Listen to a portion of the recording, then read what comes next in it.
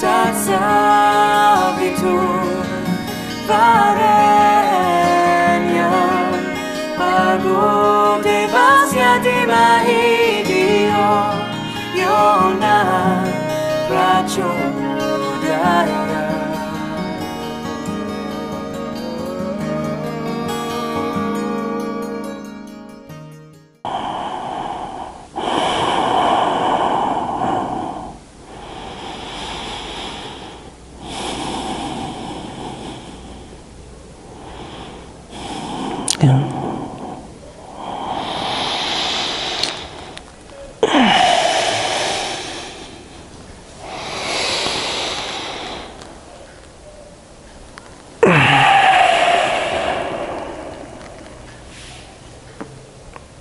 Bonjour.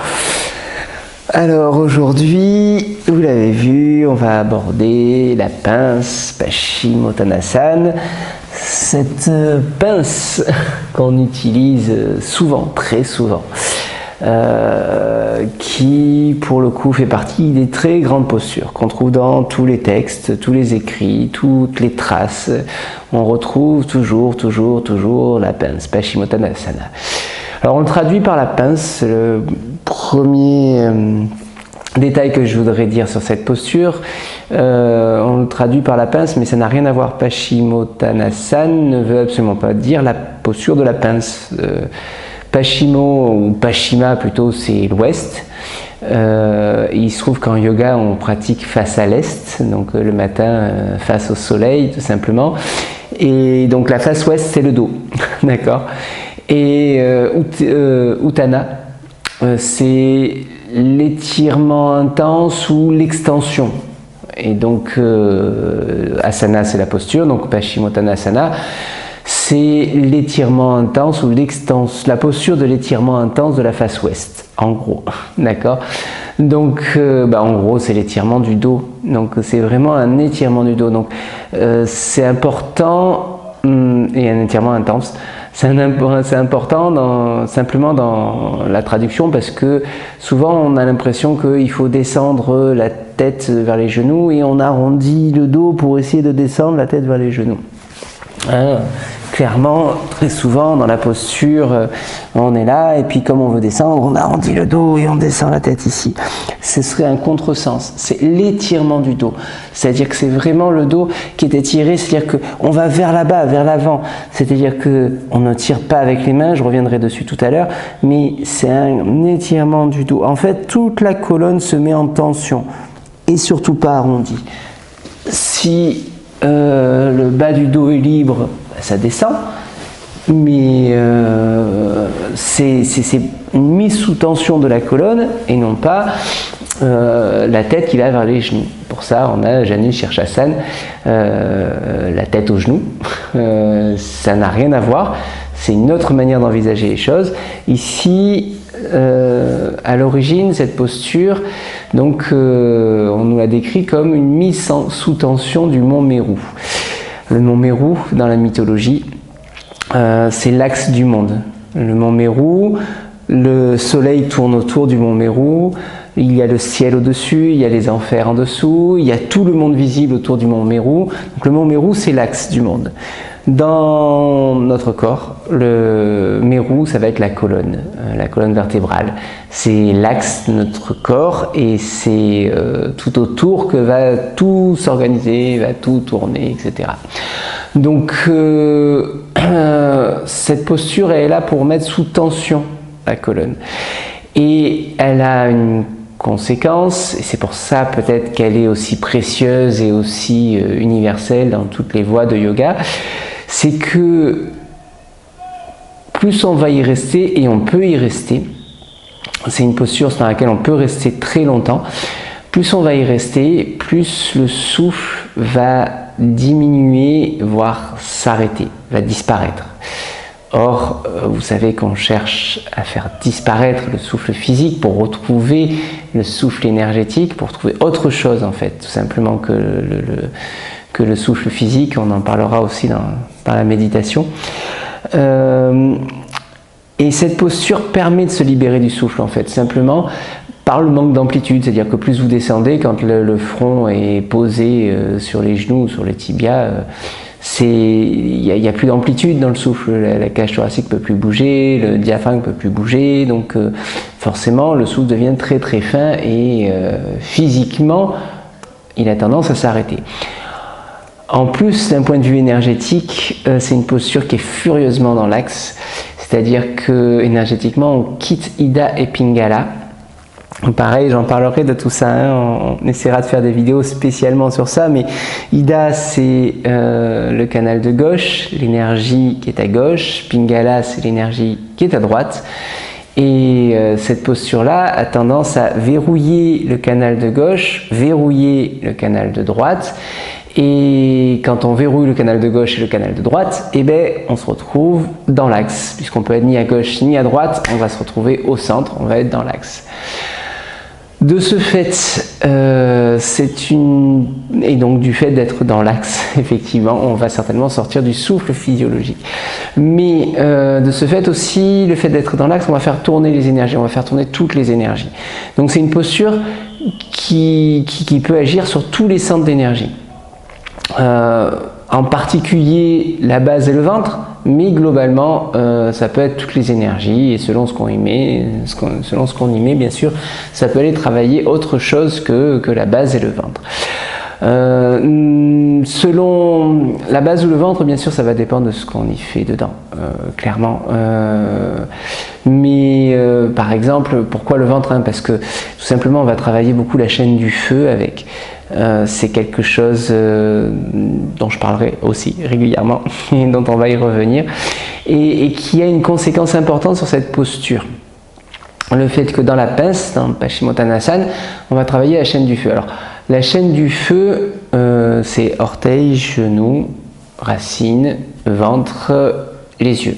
D'accord? Tout ça, ce sont les éléments qui font partie du feu. Le feu, c'est quelque chose qui va être lié à la faim, qui va être lié à la soif, qui va être lié au système immunitaire, à la santé, et qui va être lié aussi à l'envie. On travaille beaucoup le feu, parce qu'on travaille beaucoup l'envie. On a envie de développer l'envie. D'accord, c'est ce que je vous ai expliqué avec le principe de cette voie de yoga. On développe l'envie, et c'est pour nous un moteur, l'envie. C'est quand l'envie est là qu'on peut faire nos séances de yoga chez soi malgré le confinement. Et donc c'est pour ça qu'on va chercher toujours à activer ce feu, cette envie de faire les choses. Et ce feu en même temps, c'est le gardien de la santé, c'est le feu qui brûle tout. Le feu est une énergie fondamentale dans le corps. Bon, en plus, en dehors de tout ça, la pince, ça va permettre de développer la patience, ça va permettre de développer l'autonomie. Bon, ben c'est deux principes qu'on a bien besoin en ce moment, patience et autonomie. Et donc voilà, ça en fait une posture tout à fait adaptée à l'instant, et qui peut servir à beaucoup de choses. Voilà. Je reviens simplement sur un détail postural. On va voir un peu comment on l'apprend, cette posture, mais un détail postural qui va être important par rapport à tout ce que j'ai dit, c'est que la pince, c'est un grand étirement, et vous pouvez le faire en étirement simple. Si vous voulez, est-ce que j'ai une sangle quelque part? Je reviens, je vais voir si j'ai une sangle pour vous montrer ça là. Voilà. Si vous voulez, il y a plein de pratiques où on va pratiquer la pince avec une sangle ici, avec le dos droit, les genoux pliés, et où on va étirer le dos vers l'avant. D'accord? Donc on va étirer le dos est grandi, grandi, grandi, et on tient la sangle. Bien sûr, selon ce qu'on peut, on peut avancer plus ou moins les jambes et avoir les genoux pliés, étirer dessus. Et c'est un grand étirement, une grande musculation du dos pour aligner le dos, pour avoir le dos le plus droit possible. Et on peut avoir les jambes plus ou moins tendues du moment que le dos va rester droit et la colonne étirée. Ça, on va le retrouver dans plein d'approches de cette pince. Dans notre pratique énergétique, les genoux pliés, c'est juste pas possible. Simplement parce que on va travailler la chaîne du feu. Et c'est pour ça que je voulais parler de ça, c'est-à-dire qu'au niveau des adaptations, on va pouvoir faire des adaptations, on va pouvoir éventuellement utiliser la sangle si c'est vraiment nécessaire, mais il y a une chose qui est importante de comprendre, c'est qu'on doit avoir le genou contracté. C'est-à-dire que si j'ai le genou ici, plié, je casse complètement le lien entre les orteils et la racine. Or, ce que je veux dans cette posture, c'est mettre en lien les orteils, le genou, la racine, le ventre et les yeux. Les genoux sont puissamment contractés. Les talons décollent même légèrement en fait. Les genoux sont puissamment contractés et ça, c'est pas négociable en fait. Parce que c'est vraiment ce lien racine-orteil qu'on veut ressentir dedans. Quitte à descendre beaucoup moins. C'est-à-dire que peu importe que ça descende moins, c'est-à-dire que je suis là, ici, je suis moins descendu parce que mes genoux sont puissamment contractés, mais c'est pas grave parce que mes genoux puissamment contractés, ça me met en lien cette chaîne du feu. Or, c'est cette chaîne du feu que je veux contracter. Dès que je suis là, je vais étirer le dos, c'est très intéressant, mais ça n'a rien à voir énergétiquement avec cette posture ici, où je vais être les genoux contractés. Donc, ça, c'est la première chose importante. Pourquoi on tend les genoux? Pourquoi on contracte les genoux? Parce que énergétiquement, on travaille la chaîne du feu. Et comme on travaille la chaîne du feu, on veut mettre en lien les orteils avec la racine. Donc après, j'entends bien que l'étirement et du dos et la souplesse du dos et la musculation du dos sont aussi intéressantes. Ça ne vous empêche pas, si vous en avez envie, si vous en avez l'habitude, de vouloir venir travailler votre étirement du dos de temps en temps ici, mais au même titre que vous allez faire un footing, que vous allez faire des étirements, au même titre que vous allez faire tout autre type de sport. C'est une autre pratique. Dans la pratique que je vous propose, dans cette pratique énergétique, la chaîne du feu, c'est l'objet principal de Paschimottanasana, c'est-à-dire de cet étirement de la face ouest. Et donc, eh bien, effectivement, on gardera les jambes tendues. Alors, pour certains, il est évident qu'une fois que les jambes sont tendues, quand on se retrouve ici, ça devient très inconfortable de faire la pince. Plusieurs possibilités. La première, effectivement, de prendre une sangle de manière à pouvoir avoir un support pour les mains, mais il est vrai que ce qu'on devrait chercher au minimum, même si on a une sangle, c'est de se retrouver à 90 degrés ici. Les jambes sont tendues, je suis à 90 degrés, je suis déjà dans la pince. Pas besoin d'arrondir le dos, de tirer pour que ça descende. Dès que je suis à 90 degrés avec une sangle ici, je vais être dans la pince. Quand je ne suis pas à 90 degrés, quand le dos est là-bas, quand cette souplesse-là, quand le bassin ne déclenche pas de l'autre côté, c'est vrai que c'est difficile et c'est très inconfortable. Je vous propose, dans ce cas-là, si vous avez le bassin trop en arrière, et uniquement dans ce cas-là, de venir surélever le bassin. Le fait de surélever le bassin, généralement, ça vous permet de basculer vers l'avant. Et si ça vous a permis de basculer vers l'avant ou à 90 degrés, vous pouvez soit attraper les orteils, soit venir prendre la sangle pour venir mettre sur les pieds et venir ici étirer le dos. Voilà. Donc, première des choses, chaîne du feu, genoux sont tendus, on commence à comprendre pourquoi. Deuxième chose que je voulais dire dans Paschimottanasana, on va voir comment on l'apprend après, au niveau de l'inspire, de l'expire, etc.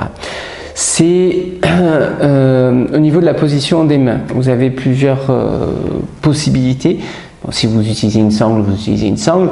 Mais si vous n'utilisez pas de sangle, la première possibilité, classiquement, c'est de passer deux doigts entre les orteils, de venir accrocher le gros orteil et de plaquer le pouce sur le gros orteil. D'accord?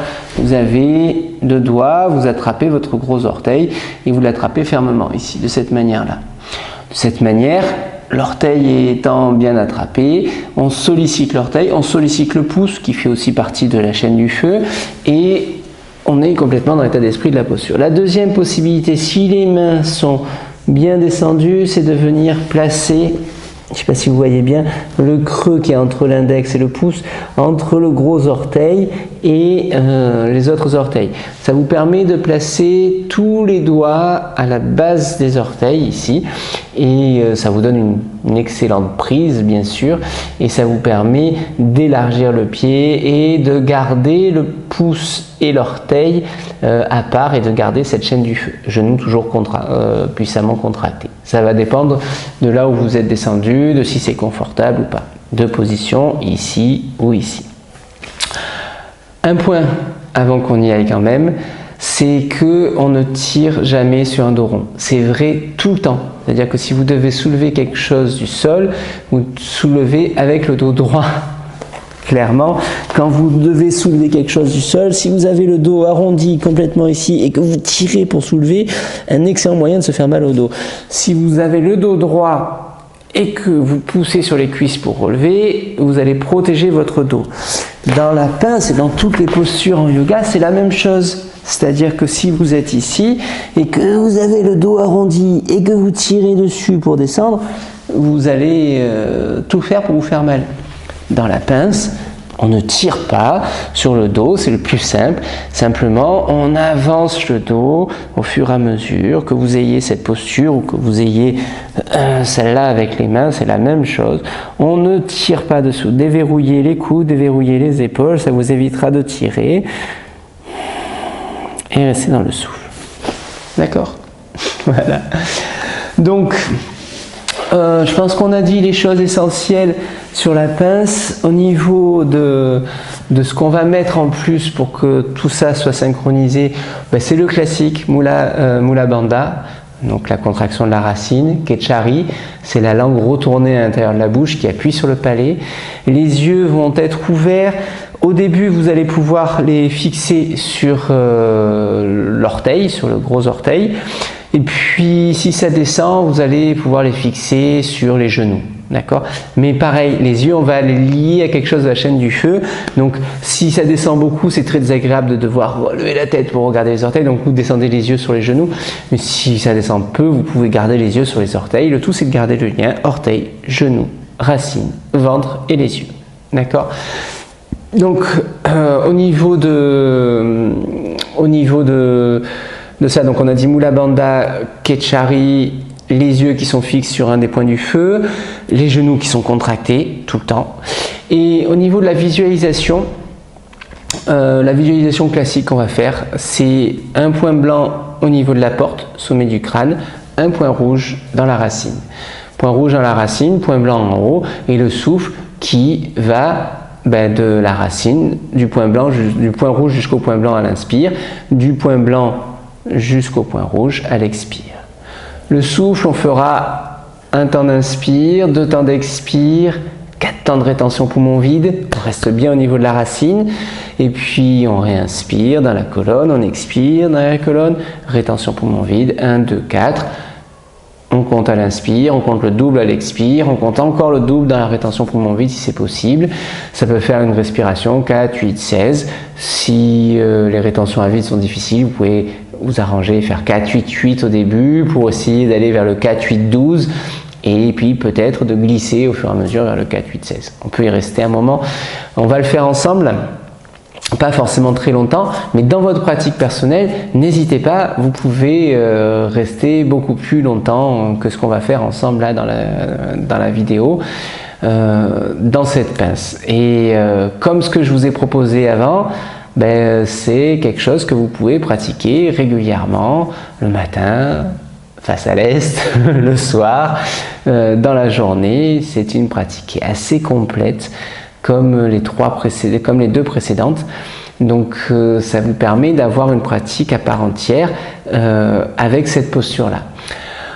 Au niveau du mantra, je n'ai pas parlé du mantra, on va utiliser Soham plus volontiers ici. Il n'y a que si s'intéresse vraiment au ventre, si on veut centrer vraiment la pratique dans le ventre, à ce moment et activer vraiment le feu, à ce moment-là, on utilisera peut-être Om Ram. Om à l'inspire, Ram à l'expire. Ram étant le bija du ventre, c'est vraiment pour se centrer dans le ventre. Et si on veut accentuer encore, on peut faire un Bhastrika dans le ventre.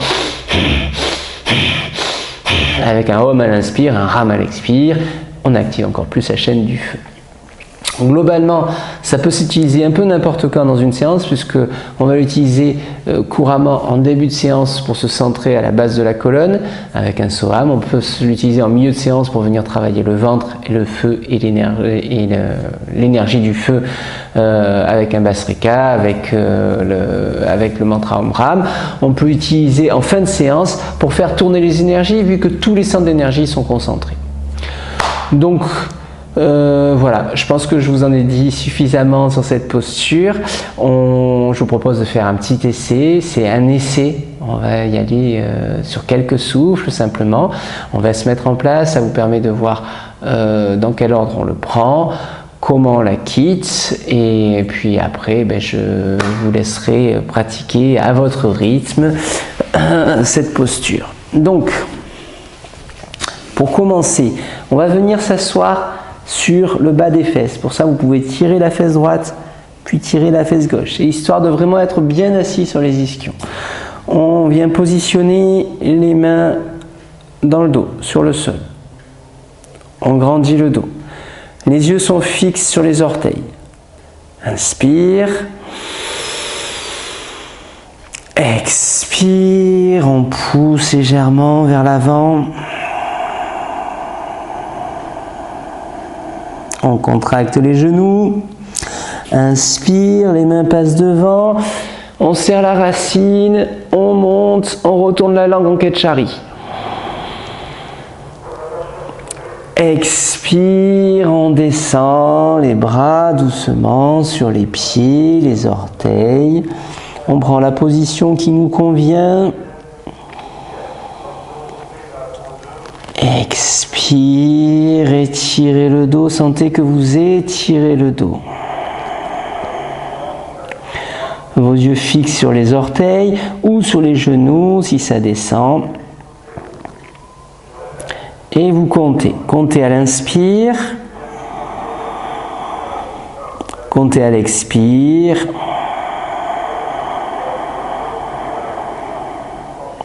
Et la rétention poumon vide.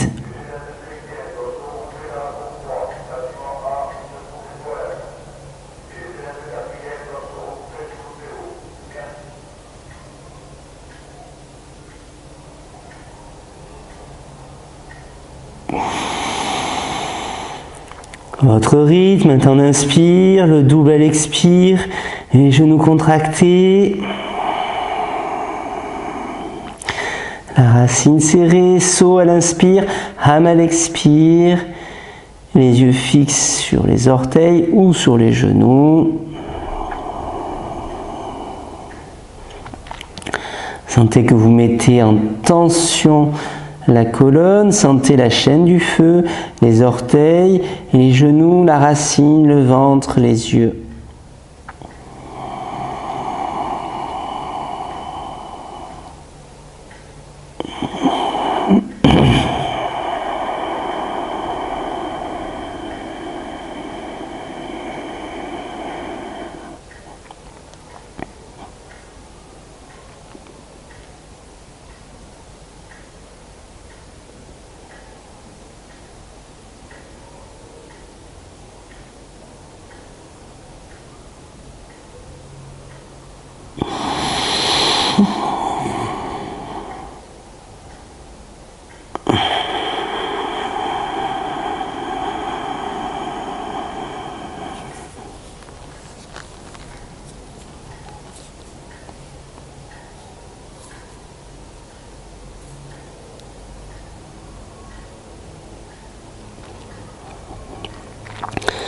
Gardez tout concentré, la racine, la langue, les yeux, la contraction des genoux, le mantra, la visualisation, le point blanc au sommet du crâne, le point rouge dans la racine. À l'inspire, on va du point rouge au point blanc, à l'expire du point blanc au point rouge.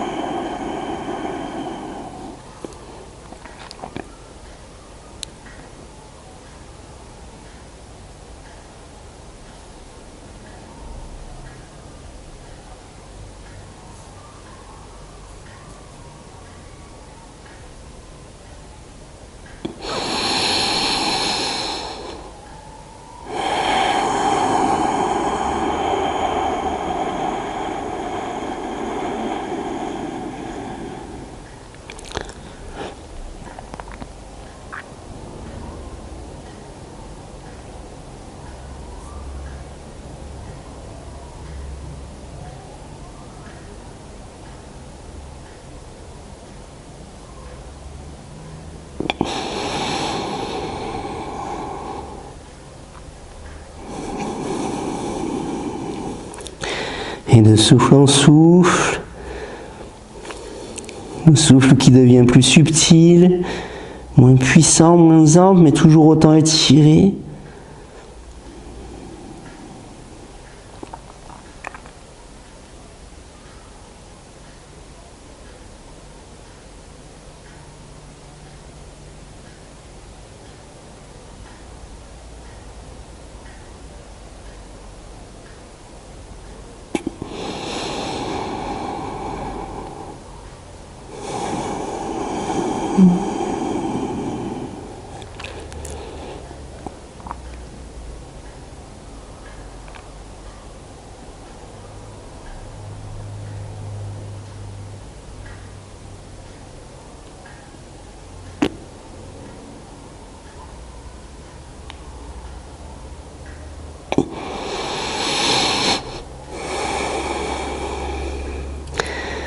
On va s'arrêter là, ce n'est qu'un essai. Vous pourrez, dans votre pratique personnelle, le faire beaucoup plus longtemps.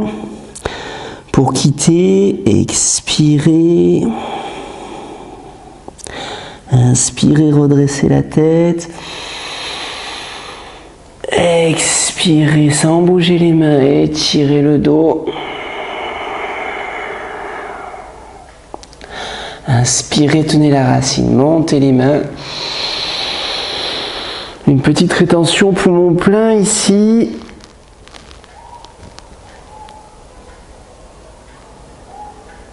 Expirez, descendez les bras tranquillement sur le côté.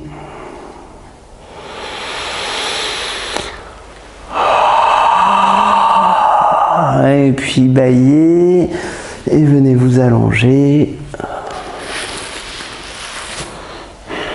Retrouvez Shavasana, les pieds légèrement écartés, les bras légèrement écartés, paumes des mains vers le ciel, les cervicales étirées.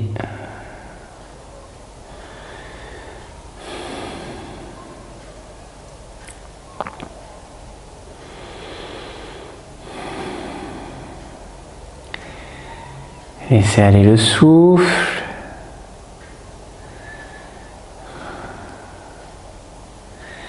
Observez, laissez venir le témoin, l'observateur, celui qui constate, qui observe, sans jugement, sans analyse.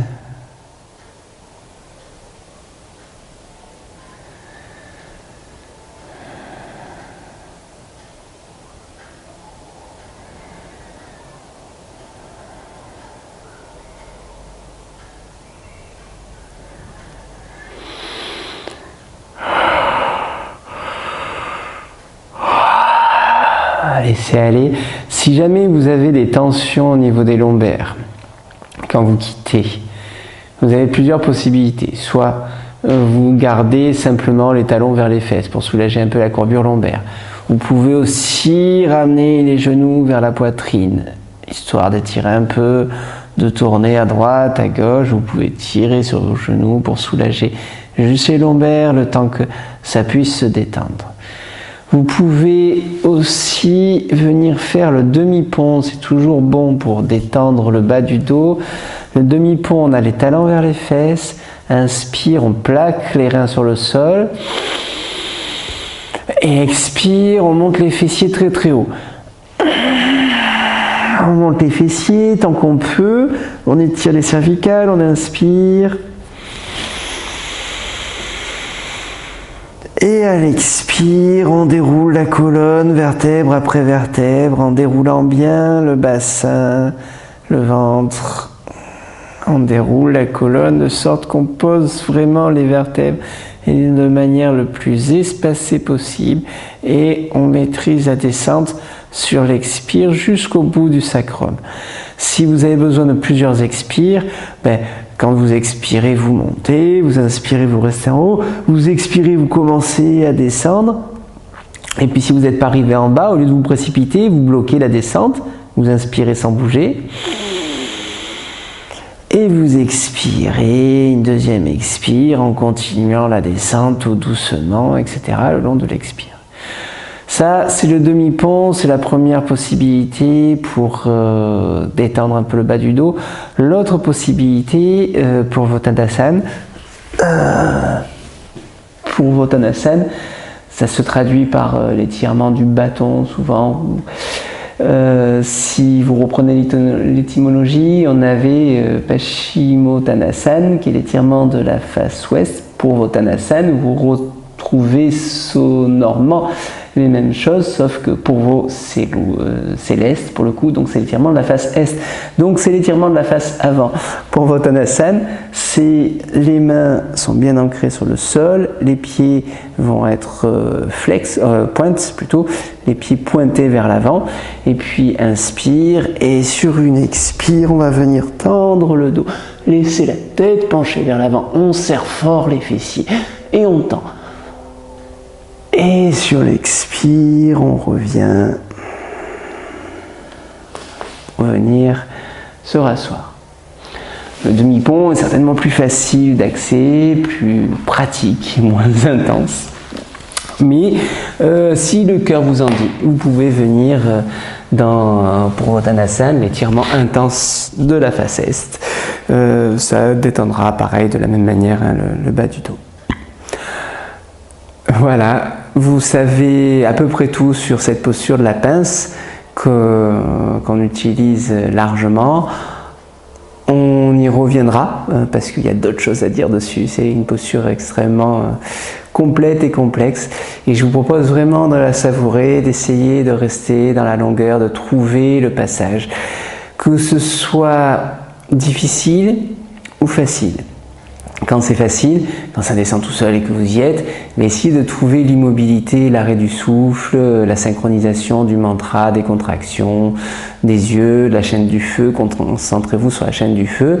Et si c'est difficile, essayez de trouver le chemin pour y aller, vous verrez que c'est un pur bonheur de se retrouver ensuite dans cette posture. Je vous dis merci et puis à demain.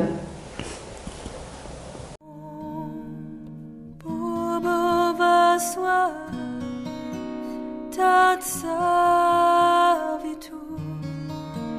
vareniam Bargo devasya dimahi Dio Yona Pracho